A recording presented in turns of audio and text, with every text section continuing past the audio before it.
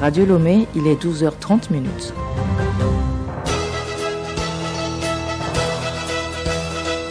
Le journal Hélène Assabi.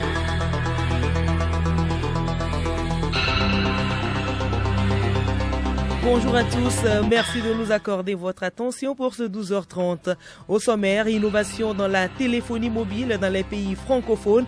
Les consommateurs vont pouvoir faire des transactions entre différents opérateurs de téléphonie et les banques. Les femmes de l'économie informelle apprennent la comptabilité simplifiée pour la maîtrise de leurs revenus. Elles sont en formation depuis hier à Lomé. Aujourd'hui 23 mai, journée réservée pour réfléchir sur l'élimination des fistules obstétricales. Les efforts du Togo dans la lutte contre cette maladie à découvrir dans ce journal. Et puis sport football, Asco de Caraï, Gomido de Palimé se donne rendez-vous cet après-midi pour disputer la deuxième demi-finale retour de la Coupe du Togo. Le qualifié rejoindra la SCK en finale. radiolomé.tg. Auditeurs, une fois encore, bonjour. D'abord, cette activité à la présidence de la République, le chef de l'État, Faure Essozuna Gnassingbé, a échangé hier avec le vice-président de la République du Ghana, Mahamadou Baoumia. Les relations de coopération bilatérale entre le Togo et le Ghana ont été au centre des discussions. Le Togo et le Ghana partagent une frontière commune et entretiennent d'excellentes relations de coopération dans plusieurs domaines socio-économiques et politique. Fait hier à Lomé du 21e séminaire du réseau francophone de la régulation des télécommunications Fratel. Durant 2 jours, les participants ont débattu de l'économie de la donnée et des services numériques. Des recommandations ont été faites. Compte rendu, Solim Lemon. Les participants ont discuté des problèmes propres à l'Afrique. Les régulateurs doivent protéger les utilisateurs. Lui, Marc Sakala, directeur général et président du Fratel. Nous avons échangé sur une pratique qui est très présente en Afrique surtout, qui est celle du mobile money. Tout le monde utilise la monnaie électronique via le téléphone, mais nous avons besoin d'interopérabilité, qu'une personne soit capable de recharger son compte mobile money depuis son compte bancaire. Une personne qui est chez un opérateur X peut retirer de l'argent chez un opérateur Y. Le tout dans la facilité pour les consommateurs de pouvoir interagir avec la monnaie électronique. Plusieurs pistes ont été évoquées. C'est maintenant que le travail commence pour les régulateurs. Le séminaire, c'est l'éclosion de beaucoup d'idées, mais après, les régulateurs se doivent de repartir dans les pays et de mettre en œuvre les meilleures pratiques que chacun aura pris de ce séminaire. En clôturant les travaux, Michel Gallet, directeur général de l'ARCEP, a remercié le Fratel pour le choix du Togo.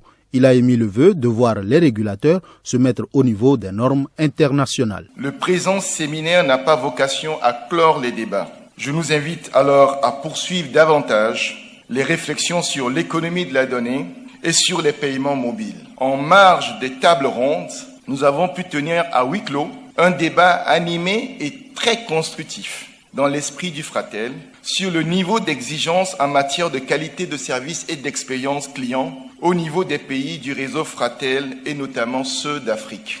Nous avons décidé de mettre sur pied une commission d'experts qui proposera à brève échéance un référentiel ambitieux et non contraignant d'indicateurs et de seuils de qualité de service et d'expérience client pour harmoniser les exigences entre nous afin d'amener les opérateurs les moins performants à se hisser au niveau des meilleurs standards observés dans le monde. Elles sont aussi concernées par la télécommunication.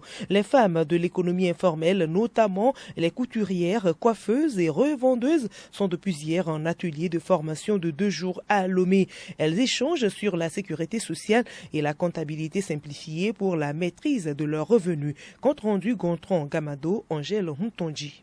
Cet atelier va permettre à ces femmes exerçant dans le secteur informel d'être sensibilisées sur les politiques mises en place par le gouvernement togolais en ce qui concerne la protection sociale. Elles vont également, à travers cette rencontre, disposer des techniques de base pour mieux gérer leurs revenus. Asiabou Angèle, vice-présidente du CTIEI Togo. Le gouvernement togolais a ratifié plusieurs politiques, parmi lesquelles on peut citer la politique nationale de la protection sociale. Mais le constat est que les acteurs même, surtout les femmes exerçant dans l'économie informelle, ne sont pas informés de cette opportunité offerte par le gouvernement togolais. Cela nous interpelle en tant que chargé de l'économie informelle pour faire la communication en sa globalité pour pouvoir les aider à avoir accès à la protection sociale. La deuxième point, c'est la formation sur la comptabilité rationnelle pour qu'elles puissent être autonomes dans leur gestion pour pouvoir faciliter l'accessibilité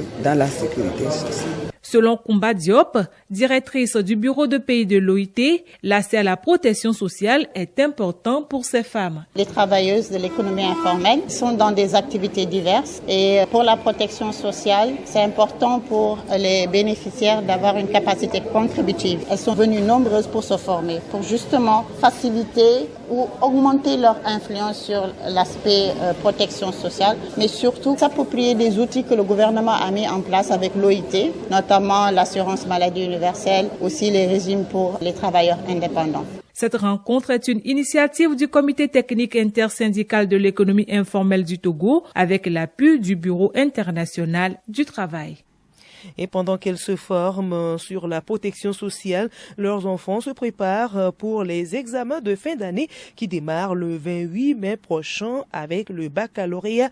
Première partie, ces périodes d'examen sont souvent synonymes de stress pour les élèves. Pour certains, ce stress peut se transformer en crise de panique. Les facteurs qui déclenchent ces crises avec Madame Thiedré Niam, psychologue de la santé au Centre des œuvres universitaires de Lomé. Les facteurs les plus susceptibles de déclencher des crises de panique chez les élèves pendant les examens, des situations stressantes comme l'arrivée d'un prof ou un surveillant qui a la réputation d'être sévère, d'élèves qui arrivent en retard à un examen et qui a peur de ne pas rentrer en salle ou qui a peur d'être puni, oublier sa carte scolaire, d'élèves qui n'est pas à jour vis-à-vis de ses cours, la prise de la caféine ou autres substances illicites peuvent contribuer à une attaque de panique. Tu es sur la bonne fréquence, la station du plaisir, Radio Lomé. Santé à présent et nous parlons de cette maladie entraînant de graves complications lors des accouchements. Il s'agit de la fistule obstétricale qui touche des millions de femmes dans le monde. La journée internationale pour l'élimination de la fistule obstétricale est célébrée ce jour. Qu'est-ce que la fistule obstétricale? Les réponses dans ce dossier de Solim Tchangaï Kilim Poyodé. La fistule obstétricale est un trou anormal qui se forme entre le vagin et la vessie ou le rectum. C'est lors d'un accouchement prolongé et difficile. Cette maladie touche principalement les femmes dans les pays en développement où l'accès aux soins obstétricaux d'urgence est limité. La fistule obstétricale provoque chez les femmes et les jeunes filles des fuites d'urine ou de matière fécale par le vagin. Cette année, la journée a pour thème « Rompre le cycle ». Prévenir la fistule dans le monde. Un thème qui met l'accent sur la nécessité urgente de lutter de manière globale contre cette maladie. Heureusement, au Togo, les outils arrivent à travers d'abord des sensibilisations pour éviter cette maladie, ensuite des subventions pour assister les femmes qui sont atteintes de cette maladie. Des détails avec Alou Noyoé. En 2012, le Togo a accueilli les responsables de la santé des 15 pays membres de la CEDEAO pour examiner la première revue annuelle des activités de la santé maternelle et infantile dans l'espace. Ainsi, 7500 femmes qui ont accouché par césarienne ont déjà bénéficié du soutien financier de l'État qui prend à charge 90% des frais, une mesure phare de la politique de santé du gouvernement. En outre, les autorités ont créé la Commission nationale de la santé de la mère et du nouveau-né, dont la mission est d'assurer le suivi du programme de césarienne et de renforcer la lutte contre les fistules obstétricales. En plus, d'octobre 2012 à novembre 2016, Solidarité, Santé et Développement SSD a conduit cette campagne de réparation des fistules obstétricales au centre hospitalier régional CHR de Sokodé. Les 7 campagnes ont permis d'opérer 219 femmes avec un taux de succès post-opératoire immédiat proche de 90%. Et pour finir, le Togo a formé des médecins qui assurent efficacement la chirurgie des fistules. Et pour une bonne santé, il faut vivre dans un bon environnement. Et dans cet environnement, nous avons aussi les tortues terrestres et aquatiques qui font partie des plus anciens reptiles vivants. Le 23 mai de chaque année est la journée dédiée à leur protection. Les tortues sont sans doute parmi les animaux les plus exploités et plus martyrisés, et cela depuis les temps les plus anciens, car elles sont lentes, peu agressives et faciles à capturer. Leur protection est d'une importance capitale. Raoul Tetounyaki. Les fossiles nous montrent que les tortues sont apparues sur la surface de la Terre il y a plus de 220 millions d'années. Bien qu'elles aient su résister aux périodes les plus mouvementées de la Terre, des glaciations jusqu'aux déplacements continentaux, elles font maintenant partie des espèces suscitant le plus d'inquiétude, et notamment sur le continent asiatique. Les tortues terrestres sont surtout herbivores, bien que certaines espèces se nourrissent de charognes. Elles s'alimentent d'herbes, de plantes vertes, de feuilles, de fleurs et de certains fruits. Les tortues d'eau douce mangent des insectes, des crustacés et de la végétation aquatique ou parfois chassent à l'affût. Malheureusement, lentement mais sûrement, ces créatures d'origine très ancienne sont amenées à s'éteindre si nous ne mettons pas en œuvre des actions concrètes pour lutter de toute urgence contre leur commerce illégal. Parce que plus de la moitié des 350 espèces de tortues terrestres et aquatiques sont en voie de disparition. Elles sont victimes des activités humaines. Elles sont chassées par des braconniers pour leur viande et pour leur carapace, utilisées dans la médecine asiatique ou pour fabriquer des bijoux. Dans des pays d'Amérique centrale et d'Asie, leurs œufs sont un aliment très apprécié. Des tortues sont aussi enlevées à leur milieu naturel pour être vendues comme animaux de compagnie. La disparition des tortues est grave car elles sont utiles à l'environnement. Et toujours dans l'environnement, nous avons également la chenille légionnaire qui fait déjà des dégâts sur certaines cultures dans le sud du Togo. La direction de la protection des végétaux appelle les producteurs à tenir compte des conseils de ces agents sur le terrain pour bien traiter les cultures. Yao Lombo, directeur de la protection des végétaux. J'entends déjà qu'il y a des apparitions des chenilles dans certaines exploitations. Ce n'est pas à nous inquiéter. Il y a les produits pour lutter contre la chenille. Donc c'est vrai, avec ce début de la campagne, on constate l'irrégularité des pluies. C'est ça qui est en train, comme je l'ai dit, c'est avec les poches de sécheresse-là qui fait que l'impact de cette chenille-là est plus visible. Mais nous devons nous mettre toujours en tête que quand vous traitez, vous allez combattre. Donc les produits qui sont actuellement sur le territoire sont efficaces. Et donc nous avons confiance à ces produits. Et c'est cette recommandation que nous donnons aux producteurs de pouvoir traiter et assurer la santé des plantes. Tout comme nous-mêmes, quand nous sommes malades, nous allons à l'hôpital pour nous maintenir en vie. Lorsque votre plant est malade et vous ne traitez pas, c'est comme vous êtes en train de faire du mal à quelqu'un, à votre enfant. Vous voyez, donc nous avons intérêt à pouvoir avoir cet esprit en nous que nous devons traiter nos plants comme nous traitons nos enfants pour qu'il y ait suffisamment de la nourriture à travers les activités que nous menons.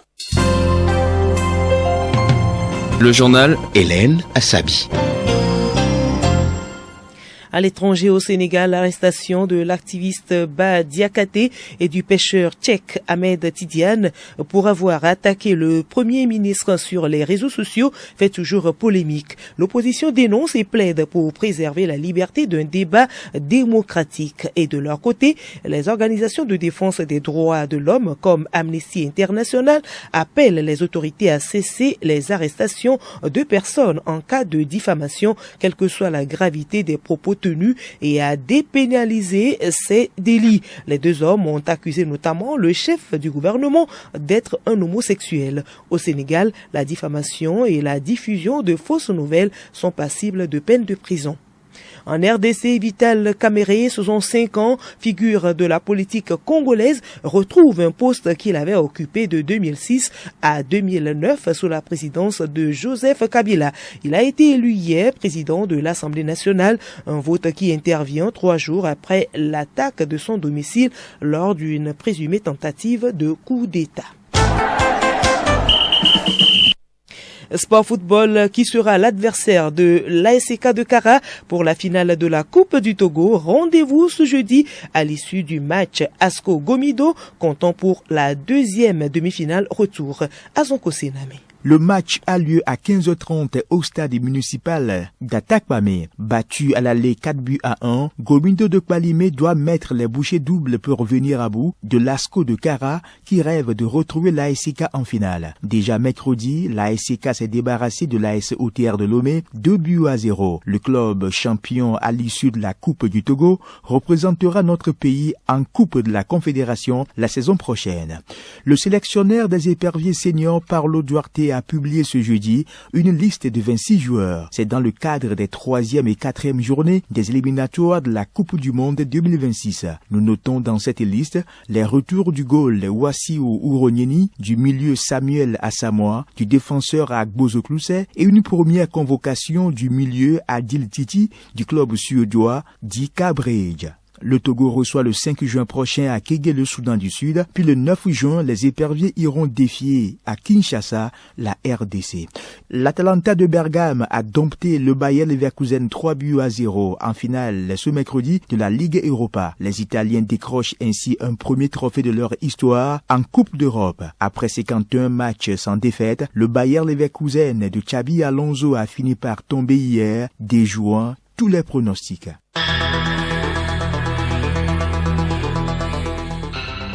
Voilà, ainsi se referme ce journal. Merci à vous de l'avoir suivi. Le rappel des titres. Innovation dans la téléphonie mobile dans les pays francophones. Les consommateurs vont pouvoir faire des transactions entre différents opérateurs de téléphonie et les banques. Les femmes de l'économie informelle apprennent la comptabilité simplifiée pour la maîtrise de leurs revenus. Elles sont en formation depuis hier à Lomé. Puis aujourd'hui, 23 mai, journée réservée pour réfléchir sur l'élimination des fistules obstétricales. Dans ce journal, vous avez eu les efforts du Togo dans la lutte contre cette maladie.